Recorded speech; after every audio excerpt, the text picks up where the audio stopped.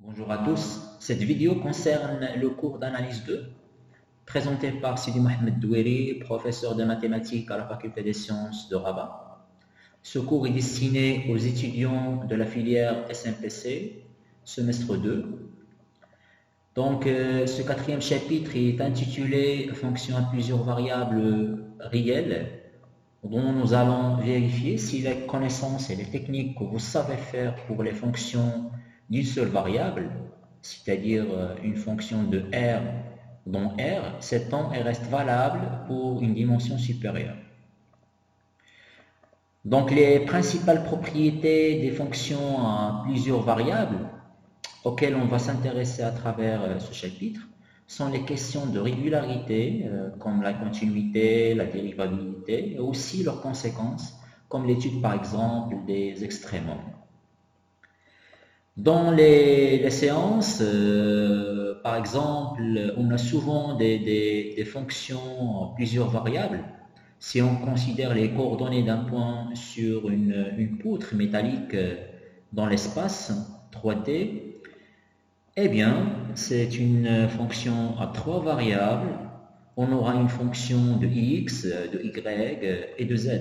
Si on rajoute la température, on arrive à quatre variables.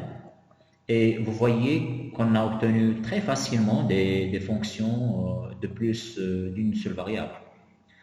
Alors, pour ce chapitre-là, on se propose d'étudier des fonctions qui dépendent de plus que d'une seule variable réelle et qui sont à valeur réelle. Et ce type de fonctions s'écrivent de cette façon-là. Alors là, vous avez un vecteur de dimension d. Il appartient à l'espace vectoriel de dimension finie, dimension d. Et l'image de ce vecteur-là, c'est un scalaire qui appartient à R. D'accord? Alors là, vous avez des composantes de 1 jusqu'à d. Vous avez des composantes. Et l'image, c'est juste un scalaire qui appartient à R. Alors, comme définition, d'abord, on définit c'est quoi Rn. Alors, Rn est défini comme un produit cartésien de R par lui-même n fois. Autrement, Rn est l'ensemble des vecteurs à n composantes réelles. Alors, on peut définir les fonctions de plusieurs variables comme suit.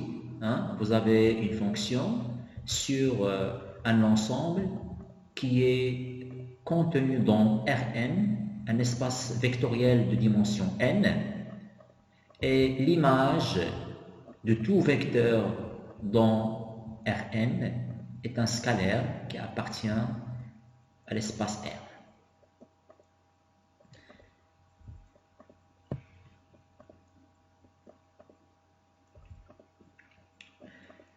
Alors, pour bien voir les choses, là, je cite quelques exemples. Alors, le premier exemple, c'est la loi du gaz parfait, où il y a trois variables, où il y a trois composantes, le P, la pression, le volume V, et T, la température. Et cette loi de gaz parfait est égale à donc, la fonction plusieurs variables PVT égale à PV moins nRT, tel que le n c'est la quantité de la matière et R une constante. Alors, pour le deuxième exemple, on a une fonction avec deux variables. La fonction x fois y sur x carré plus y carré. C'est une fonction de R2 moins 0, 0. D'accord? Parce que je ne dois pas avoir un 0 sur le dénominateur. Donc, on doit éliminer le couple 0, 0. Alors, on part de R2 moins 0, 0 et l'image, il est dans R. C'est un scalaire. Alors, si on prend un exemple, si je prends le vecteur 1, 2, il est bien dans R2 moins 0, 0. Et son image, c'est un scalaire qui est 2 sur 5. Vous avez 1 fois 2 sur 1 au carré plus 2 au carré égale à 2 sur 5. Troisième exemple, c'est la norme euclidienne d'un vecteur. Alors, si on considère un vecteur x qui appartient à Rn, vous avez x qui a n composantes, x1 jusqu'à xn. Alors, la fonction qui exprime la norme 2, ou bien la norme euclidienne, c'est la racine carrée de x1 au carré plus x2 au carré jusqu'à xn au carré. On peut écrire ça sous la forme de la racine carrée, la sommation i allant de 1 jusqu'à n, xi au carré. Alors, on peut écrire cette fonction-là, la fonction norme 2, de cette façon. L'ensemble de départ Rn, l'ensemble d'arrivée c'est R, et l'image de chaque vecteur, c'est un scalaire. C'est la norme 2. Alors, comme exemple, alors je considère un vecteur qui appartient à R3 parce que j'ai 3 composantes. Alors, j'essaie de calculer son image. Alors, la norme 2 de 1, 2, 3, ça fait la racine carrée de 1 au carré plus 2 au carré plus la troisième composante au carré, 3 au carré, ça fait racine carrée de 14.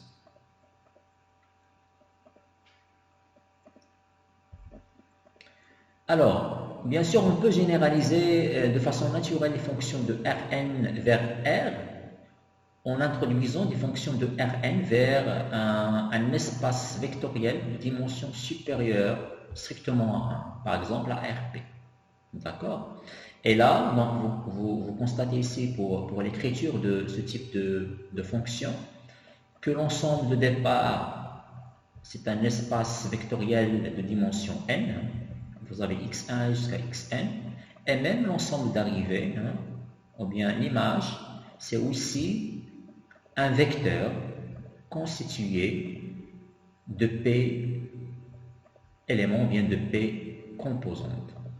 Et pour chaque fonction là, pour chaque fonction fi, c'est une fonction de Rn, parce qu'à chaque fois je cherche par rapport à fi l'image d'un vecteur x qui appartient à Rn, parce que j'ai n éléments, et l'image ce sera un scalaire, parce que fi c'est un scalaire, f1 c'est un scalaire, f2 un scalaire, jusqu'à fp c'est un scalaire. Donc fi c'est une fonction de Rn vers R.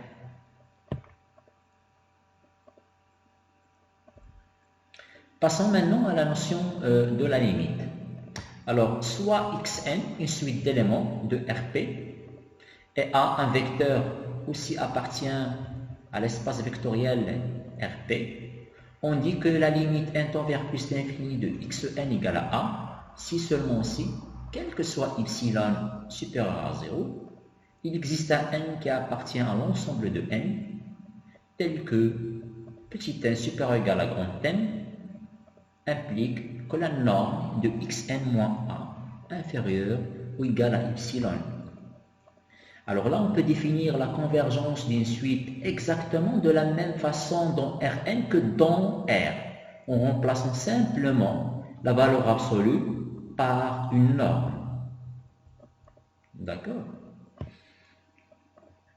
Alors, j'ai essayé de faire quelques exemples. Et là, on va étudier l'existence et la valeur de la limite au point 0, 0. Alors, le premier exemple, c'est une fonction de R2 moins 0, 0 sur R. Alors, c'est une fonction avec deux variables, d'accord? Et on va chercher sa limite en 0, 0. Alors, la première chose, la remarque à faire, c'est que on a x plus y, valeur absolue au carré, c'est exactement l'identité remarquable x plus y au carré, c'est x carré plus y carré plus 2xy, d'accord? Et pour un x et y supérieur ou égal à 0, nous avons cette quantité-là, elle est bien supérieure ou égale à x carré plus y carré. Alors, après, j'applique la racine carrée, ici et là, et j'aurai la valeur absolue de x plus y est supérieure ou égale à la racine carrée de x au carré plus y carré. Alors maintenant, pour revenir à ma fonction de base, je dois diviser sur x carré plus y carré. Et j'aurai, alors si je divise, Alors ça fait x plus y en valeur absolue sur x carré plus y carré supérieur ou égal à la racine carrée sur x carré plus y carré. Avec un simple calcul, on trouve que cette quantité-là égale 1 sur la racine carrée de x carré plus y carré. Et puisque la limite de 1 sur x carré plus y carré lorsque x, y tend vers 0, 0 égale l'infini, alors la limite de la fonction qui est plus grande est aussi plus l'infini. C'est-à-dire la limite x, y tend vers 0, 0 de ma fonction f, x, y égale aussi plus l'infini.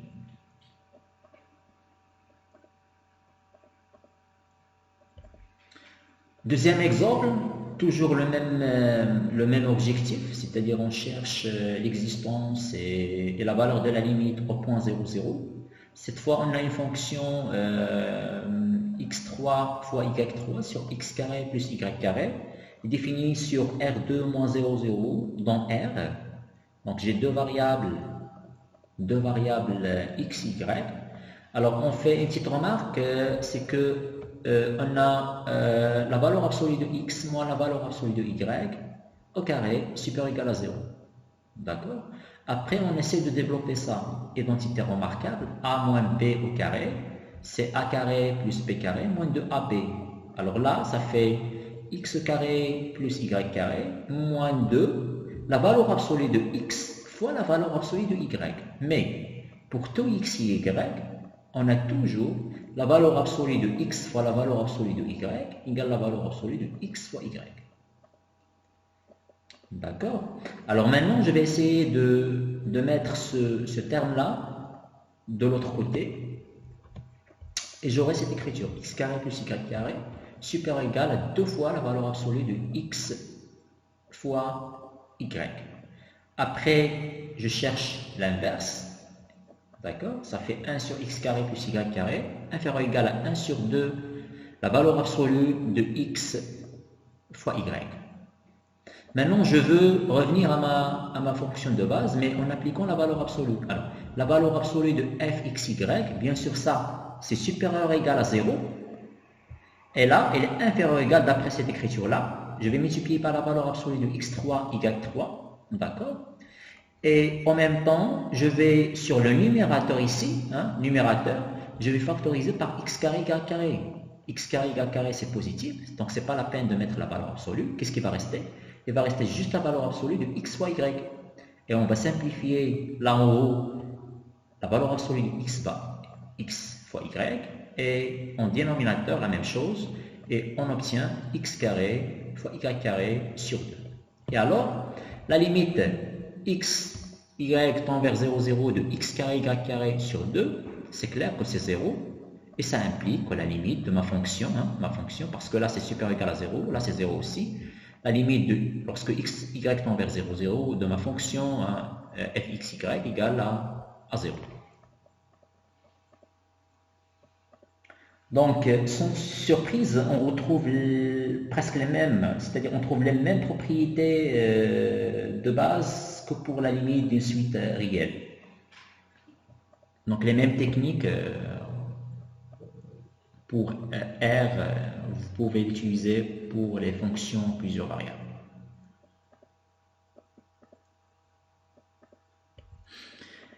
Alors, maintenant, on passe à la continuité. Alors, la continuité, pour la définition de la continuité d'une fonction de plusieurs variables, est une généralisation du cas d'une fonction d'une seule variable. Alors, comme définition, première définition,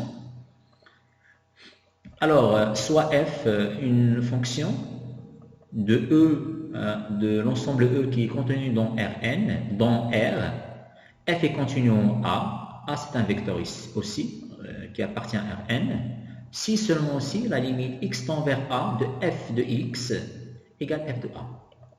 Ça, c'est la première définition. La deuxième définition, alors soit f une fonction définie au voisinage d'un point A appartient à Rn. S'il vous plaît, là, le A, c'est un vecteur. Ok. On dit que f est continu au point A lorsque quel que soit epsilon positif, quel que soit grand X appartient à l'ensemble E, il existe un delta positif, tel que la norme de x moins a inférieure à delta implique que la norme de f de x moins f de a inférieure ou égale à epsilon. Ça, c'est la définition de.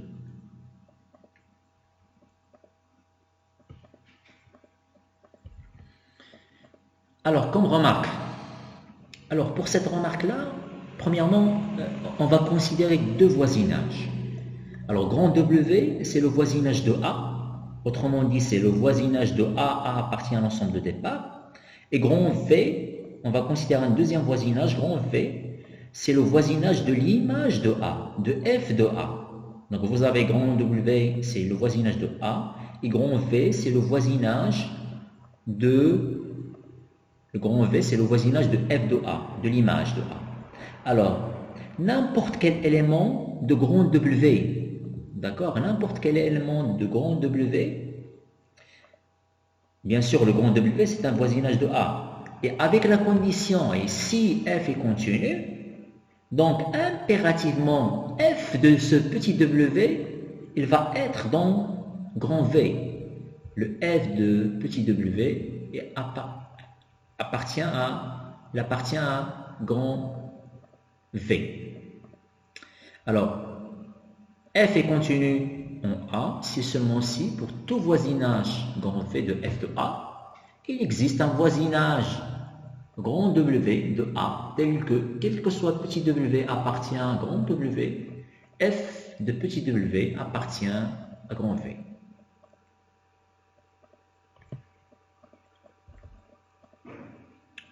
Alors, on va traiter quelques exemples. Alors, le premier exemple, pour montrer la continuité en un point. Alors, là, on cherche à calculer la continuité ou bien à vérifier la continuité en 0, 0. Alors, vous avez la fonction f de xy égale à xy. Alors, on cherche la limite xy en 0, 0. C'est 0, d'accord? Et ça égale à f de 0, 0 qui égale à 0.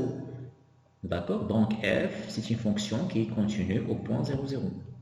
La deuxième fonction, c'est la fonction de R2 moins 0, 0, dont R, c'est la fonction x fois y sur x carré plus y carré. Cette fonction, au contraire, elle n'est pas continue au point 0, 0. Pourquoi? Parce que si on pose y égale à x, alors vous remplacez ici, vous aurez x au carré sur x carré plus x carré, ça fait x carré sur 2x carré. On va simplifier par x carré et on aura f de x égale à 1,5. C'est une constante. Alors, lorsqu'on cherche la limite xx tend vers 0, 0, de f de xx, c'est 1,5. Et alors, elle est différente, la valeur est différente de f de 0, 0 qui est égale à 0. Et par conséquent, la fonction, cette fonction-là, n'est pas continue au point 0, 0.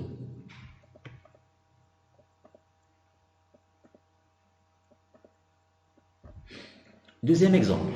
Alors, cet exemple-là, toujours vous avez une fonction de R2 moins 0, 0 dans R. La fonction est définie comme suit. La fonction c'est x carré fois y sur x4 plus y carré. Si xy différent de 0, 0 et 0 sinon. Alors, si on prend y égale à x, qu'est-ce qu'on aura? Alors, on remplace là y par x, vous aurez x à la puissance 3 sur x4 plus x carré. On factorise sur le numérateur par x carré et là aussi par x carré. On va simplifier par x carré et on aura juste x sur x carré plus 1. Et la limite lorsque x tend vers 0 de x sur x carré plus 1, c'est exactement 0. Alors maintenant, regardez, si on pose y égale à x carré. Alors, remplacez ici, vous trouvez que c'est exactement x à la puissance 4 plus 2 fois x à la puissance 4 égale à 1,5. Alors, qu'est-ce que vous remarquez? Alors là, la limite dépend du chemin suivi par xy dans un voisinage de 0, 0. Et donc, la limite de f n'existe pas en 0, 0. Et par suite, f n'est pas continu en 0, 0.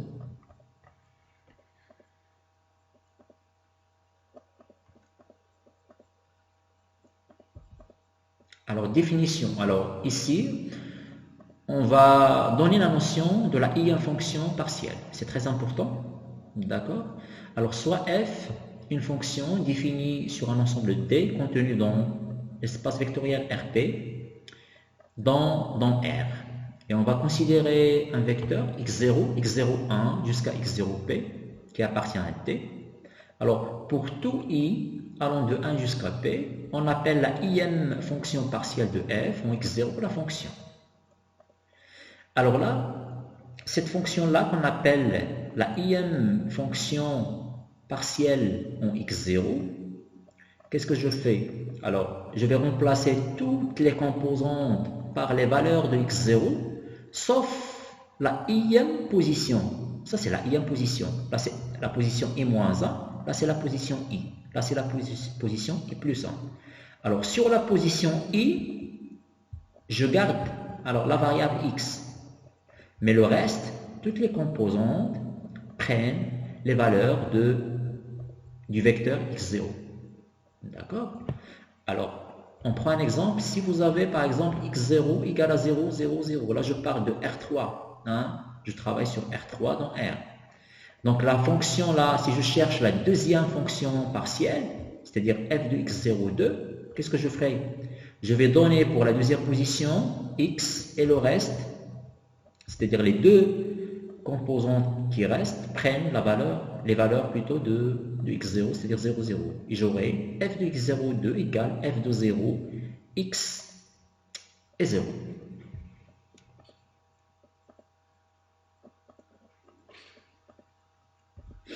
Très bien. Alors, proposition. Alors, si f est continu en x0, tel que x0 c'est x01 jusqu'à x0p, alors quel que soit i allant de 1 jusqu'à p, la fonction partielle f de x0i est continue en x0. D'accord? C'est-à-dire si vous avez f une fonction qui est continue, toutes les fonctions partielles sont continues.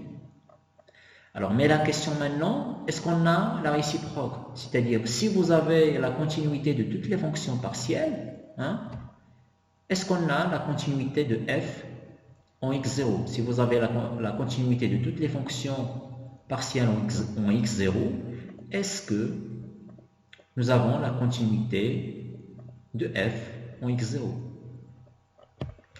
Alors, pour répondre à cette question, on va travailler cet exemple-là. Alors, l'exemple, on a déjà travaillé cet exemple tout à l'heure. C'est xy sur x carré plus y carré. D'accord? Alors, puisqu'il y a deux variables, donc il y a deux fonctions partielles. Alors, la première fonction partielle en 0, 0, c'est celle-là. C'est-à-dire, je vais donner la valeur x, et pour y, je donne la valeur de x0, c'est-à-dire le 0. Et alors, j'obtiens x fois 0, hein, je remplace ici, x fois 0 sur x carré plus 0 carré. Alors, cette valeur égale combien? Égale 0. D'accord? Puisqu'il égale 0, vous avez, si vous cherchez la limite xy tend vers 0, 0, de f de 0, 0, 1, c'est exactement égal à 0, c'est f de 0, 0. D'accord? Donc, cette fonction partielle, la première fonction partielle, elle est continue en 0, 0. De même, la fonction partielle 2 est continue en 0, 0. Alors, vous avez les deux fonctions partielles sont continues en 0, 0. Mais la fonction f n'est pas continue. Celle-là n'est pas continue en 0, 0. Ça, on l'a vu tout à l'heure. Ici. Alors, c'est ici. D'accord? Lorsqu'on a remplacé, ou bien lorsqu'on a posé y égale à x, on a trouvé que c'est 1,5 et du coup, la fonction n'est pas continue en 0, 0. Alors, je reviens sur la proposition. Si f est continu en x0, x01 jusqu'à un vecteur jusqu'à x0p, alors quel que soit i allant de 1 jusqu'à p, la fonction partielle f de x0i continue en x0i.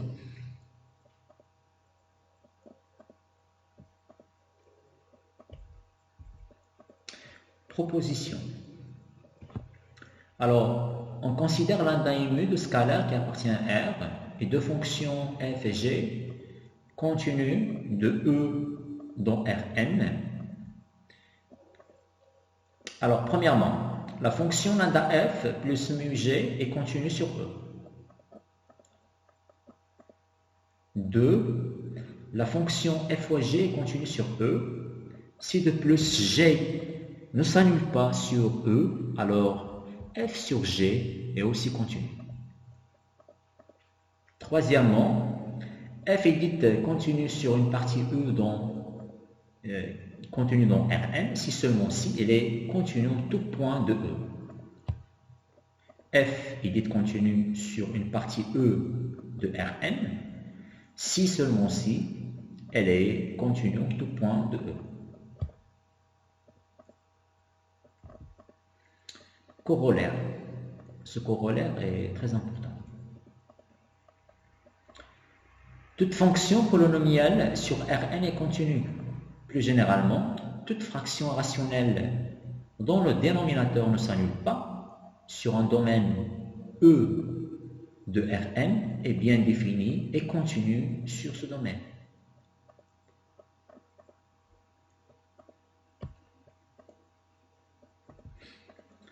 Remarque. Alors, pour cette remarque, dans certains exemples d'études de continuité de fonctions, il est utile de passer aux coordonnées polaires. Ça facilite les calculs de la limite, et c'est plus pratique.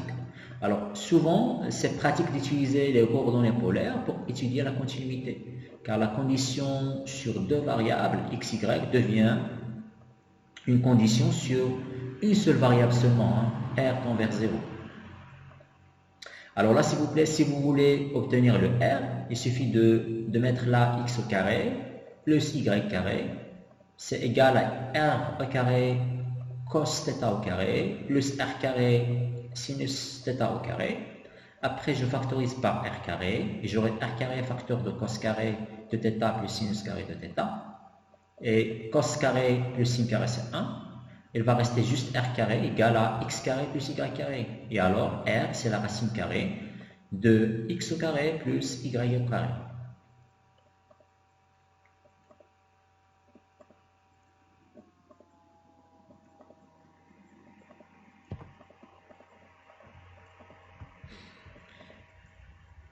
Alors, on va considérer un petit exemple. Alors, soit la fonction f de R2 dans R définie comme suit. F de xy, c'est x carré moins y carré sur x carré plus y carré si xy différent de 0, 0 et 0 sinon. Cette fonction, bien sûr, elle est continue sur R2 moins le point 0, 0 en tant que fraction de fonction continue. Maintenant, le problème, il est en 0, 0. Alors, on doit chercher la limite xy 0, 0 de x carré moins y carré sur x carré plus y carré. On pose x égale r cos θ, y égale r sinus θ comme changement de variable. On remplace ici, d'accord, et on trouve cette quantité-là. C'est la limite r tend vers 0 de r carré cos carré de θ moins r carré sin carré de θ. On factorise par r carré.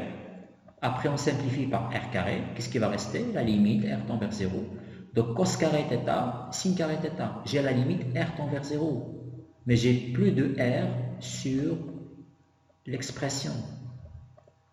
D'accord? J'ai juste cos carré θ moins sin carré θ. Donc, cette quantité ne dépend plus de r. Et la limite, c'est exactement égal à cos carré de θ, sin carré de θ, qui est différente de f de 0, 0 qui est égal à 0. Et donc, cette fonction-là n'est pas continue au point 0, 0.